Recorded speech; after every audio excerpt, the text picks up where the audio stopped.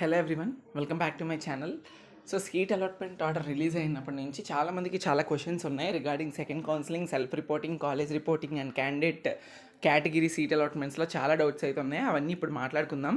First అయితే మీరు self reporting చేసేసారు కదా ఆన్లైన్లో, తర్వాత కాలేజ్ రిపోర్టింగ్ కూడా బిఫోర్ 15th అయితే చేసుకోండి to avail your seat in particular college. After 15th cancel అయిపోతుంది సీట్, చూసుకోండి.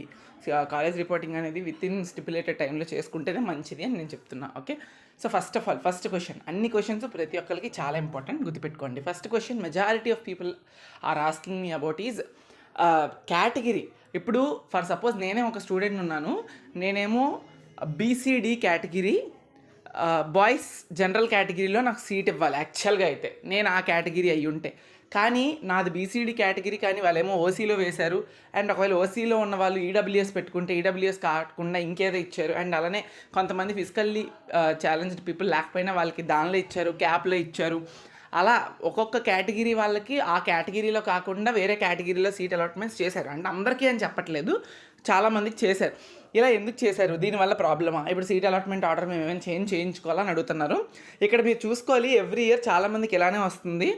అది ప్రాబ్లం ఏం లేదు. ఆ పర్టికులర్ కాలేజ్లోని అలాట్ చేసినంత వరకు ఆ పర్టికులర్ కేటగిరీ ఆఫ్ స్టూడెంట్స్కి అలాట్ చేశాక ఇంకా వాళ్ళకి మ్యాచ్ కాకపోతే అప్పుడు మీ ర్యాంక్కి తగ్గట్టుగా మీకు ఒకవేళ ఆ కాలేజ్లో సీట్ వస్తుంది అనుకుంటే మీ కేటగిరీని మార్చి వేరే కేటగిరీలోకి అలాట్ చేసి సీట్స్ అయితే ఇస్తున్నారు. అర్థమైందా? ఇది లాస్ట్ ఇయర్ కూడా జరిగిందే. ఈవెన్ నాకు కూడా, నేను ఇంజనీరింగ్ కాలేజ్కి వెళ్ళేటప్పుడు ఒక కేటగిరీలో పెట్టుకుంటే అదే క్యాస్ట్ కేటగిరీ వచ్చింది, కానీ ఏమైంది అంటే అక్కడ రిజర్వేషన్ కోటా మాత్రం మారింది నాకు కూడా. ఓకే, సో ఇది ప్రతి ఇయర్ జరుగుతుంది. మీరేం వర్రీ అవ్వక్కర్లేదు దట్ నాకు అది వచ్చింది, నాకు ఇది రాలేదు, అది వచ్చింది అని చెప్పి ఏం వర్రీ అవ్వక్కర్లేదు.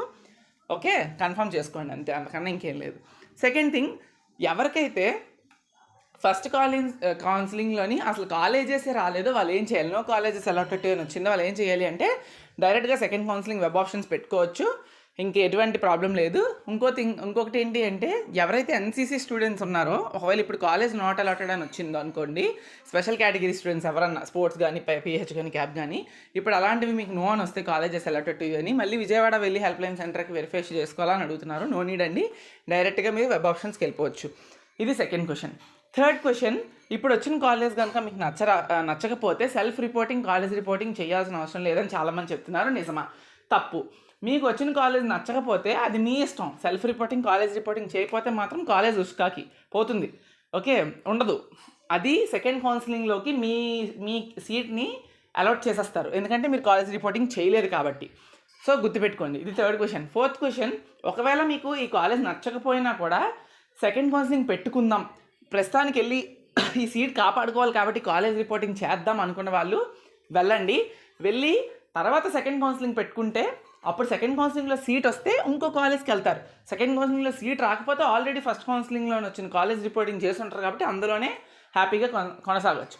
అలా కాకుండా అతి తెలివి వాడి, కొంతమంది వాడతారు, కొంతమంది తెలియపోవచ్చు అసలు పాపం. ఆ తెలియకుండా చేసే మిస్టేక్స్ ఇవి.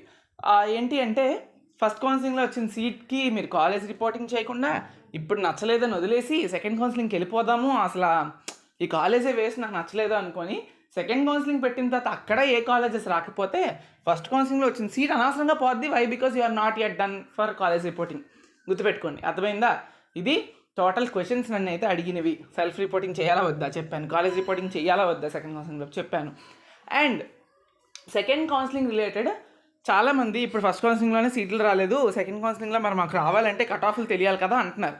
ఇక్కడ చూడండి, కాలేజ్ వైజ్ అలాట్మెంట్ రిపోర్ట్ ఉంది కదా, అందులోకి వెళ్ళి ఏ కేటగిరీకి ఎంత ర్యాంక్ వస్తే ఆ పర్టికులర్ కాలేజ్లో సీట్ వచ్చింది అని నోట్ చేసుకోండి. దాని ప్రకారంగా మీరు నెక్స్ట్ సెకండ్ కౌన్సిలింగ్లోని సీట్స్ పెట్టుకోండి.